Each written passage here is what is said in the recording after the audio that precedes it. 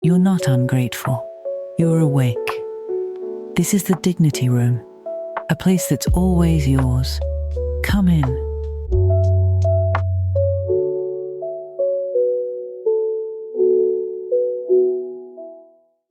So you made the map, and maybe last time when you heard the last episode where we talked about it, maybe you do your map right now while listening, or maybe it's been sitting in the back of your mind since we talked about in the last episode. And the map was probably uncomfortable. So either you did it or not. So let's start from here. The column marked yours alone, so when you do your map, was smaller than you would like, maybe significantly smaller. And now there's a question sitting there, not quite formed yet, maybe. Something like, okay, I see it, but where do I even begin? And that's what today is for. And I want to start with something honest because I think it matters. And yeah, I am not on the other side of this. I haven't built a completely robust financial floor and then turned around to teach you how. I'm somewhere, let's say, in the middle of it myself, still figuring out the right shape, still making the small, unglamorous decisions that will over time add up to something real. So, this is not going to be expert advice from someone who has it sorted. It's going to be something I think is more useful, an honest conversation about how it starts from someone who has started and is still in it. So, as I started last episode, I ask you to make the map. And when you don't have it yet, go back to the last episode and do your map. And so, yeah, when you do your map, you see clearly what's yours, what's joint, and what's not really accessible to you alone. And today we move from the map to the first real step. And I want to name something about how beginnings actually work, because there's a version of this that sounds in your head like a big formal project. Something that needs the perfect conditions before it can start. So like enough spare money or a clear plan or the right moment, a conversation you will eventually have. None of those need to happen first. In fact, waiting for perfect conditions is the most reliable way to never start at all. So, beginnings are always imperfect, always small. That's what makes them beginnings instead of plans you never act on. So, today is about one thing, not a system, not a full strategy. One first real doable step taken now in the actual conditions of your actual life. So, the most common reason women don't begin is not that they don't want to. It's that the distance between where they are and where they need to be feels so large that starting seems almost pointless. Or it's also scarcity because of finances, because nobody talked with them about that. And so this could be also the case. But you can learn everything. And yeah, I mean, we as women, we are very smart. So I don't think you will have a problem. And if the goal is, let's say, 3 to 6 months of living costs sitting in an account of your own, and right now you have almost nothing in your own name, the gap looks enormous. So the first small step looks embarrassing by comparison. And that feeling is one of the most reliable ways to stay exactly where you are. So I want to be very specific about something. Think about the difference between 0 and something, not between something small and something large. That difference is just arithmetic, solvable over time. The difference between 0 and nothing is a different kind of thing entirely. 0 is a category. 0 means nothing has started. So it means you are exactly where the map showed you, at a place where no independent action is possible. Something, even a very small something, changes the category. It means a direction exists. It means a decision was made. And it means you are no longer building from nothing. The amount matters eventually, but not yet. What matters first is the category shift from I have nothing that is only mine to I have something small that is only mine.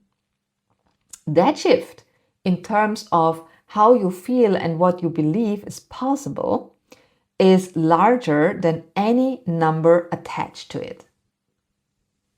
So the day I moved from 0 to something was not the day the number felt adequate.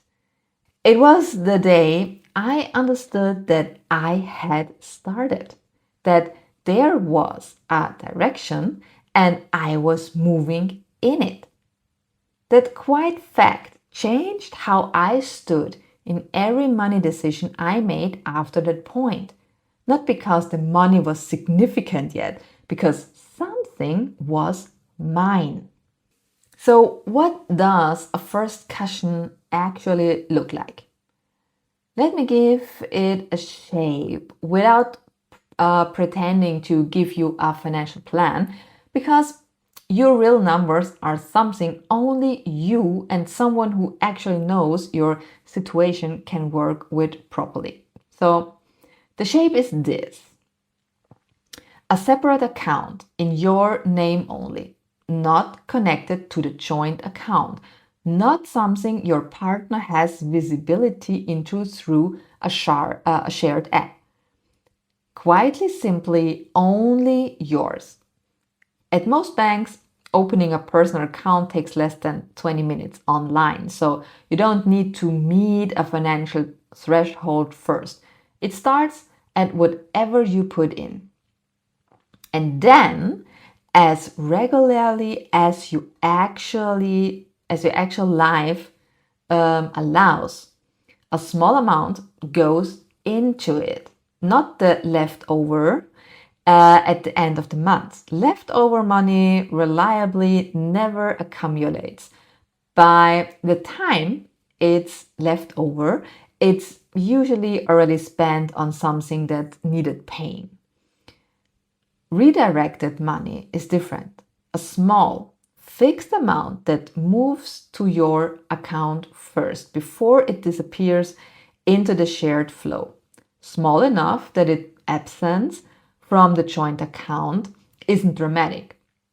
Regular enough that over months and years it becomes something real.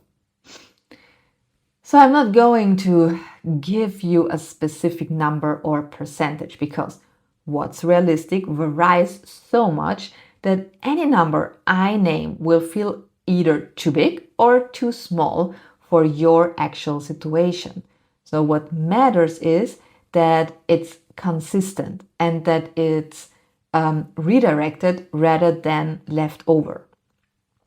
And if you have money that arrives outside the main joint flow, so like freelance work or a bonus or a gift, a refund, think of that as the natural starting point, not because it's more legitimate than your salary, but because it's often money whose absence from the joint account would be least noticed. And it's the clearest example of money you could redirect without disrupting anything. None of this is complicated. None of it requires a big decision for a difficult conversation. It requires an account to be opened and a small amount to move into it regularly until it becomes a habit and then a reality. The unsexy truth about financial floors is that they are almost always built exactly this way, not in one dramatic decision, in 100 small, quite unremarkable ones. And let me save you from two things. So the first one is it will feel too small to matter. So around month 3 or 4, when the account has something in it, but not nearly what it needs to eventually hold, you will look at the balance and feel let's say a little flicker or a pull or a sense of defeat. This is so far from where I need to be. What's the point? So when that thought arrives, and most likely it will, have your answer ready. The point is not the number today. The point is that a direction exists and you are in it. The number today is not the same as the number in a year or in 2 years or 5 years. The defeat you feel at month 4 is a normal part of building something real. It's not evidence that you are doing something wrong. And the second one is the money will feel urgent, needed for something else. So at some point, a real expense will come, and the money in that account will look very tempting. An unexpected bill or something that needs paying now, and you will think, I will borrow from myself and put it back later. Don't do this. This is the most important rule the whole thing rests on. Not because the expense isn't real, but because a cushion you spend in the first emergency never actually becomes a cushion. It becomes a temporary holding account that gets absorbed back into the life, which is exactly where your money has always ended up before. So this account is a category, not just a balance, something that is yours, held, building for the specific purpose of making your choices real. Everything else finds another way to pay it for. This is the one thing that doesn't, okay? You can't afford to leave yet. Many of you can't right now, today. That's not a failure, that's just where you're starting from. But starting from there is completely different from staying there. The floor gets built one small, boring, unremarkable deposit at a time. And one day, without any signal dramatic moment, you look down and realize you are finally standing on something solid enough to actually choose from. All right, so there are your 3 things to take with you today. 1, the most important shift isn't from small to large. It's from 0 to something. 0 is a category. Nothing has started. Something means a direction exists. That category shift in how you feel and what you believe is possible is larger than any number attached to it. Start here. 2. The shape of a first cushion, a separate account, only yours, funded by a small amount that's redirected, not leftover. Leftover money never accumulates. Redirected money does. Open the account first. The amount flows. And 3, 2 things will try to stop you. Around month 4, it will feel too small to matter. The direction is the point, not the number today. And one day the money will feel urgently needed for something else. Don't use it. A cushion you spend in the first emergency never becomes a cushion. Keep it a category, not just a balance. That's the whole discipline the floor rests on. I'm still walking this path too, and I made something for the walk, just for you. No stage, no pedestal. One woman to another. It's in the show notes, whenever you're ready. This was the Dignity Room. Come back soon.